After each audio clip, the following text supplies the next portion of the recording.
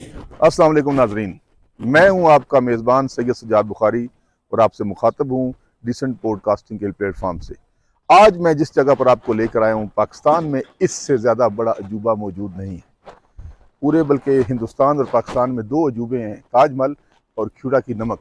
और ये ख्यूड़ा की नमक जो अजूबा है, ये उससे भी कई गुना बड़ा अजूबा है, जो हज़ारों नहीं, सैकड़ों नहीं, हज़ारों लाखों साल से ये इंसानों की ज़िंदगी में एक जायका बखेर रहा है। यहाँ सिकंदर आज़म से पहले से नमक निकल रहा है, लेकिन आज मैं जहाँ आपको लेकर आया हूँ, अभी नमक की कान के दरवाजे के सामने बाहर पहुँचे हैं अभी हम।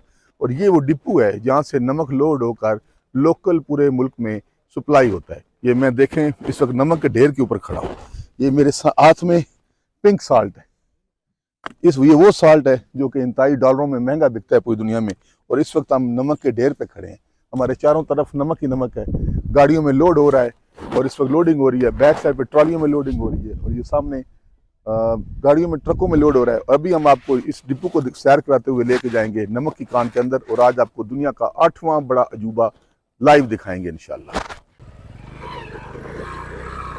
ये देखिए, हम नमक के डिपो के पास से गुजर रहे हैं।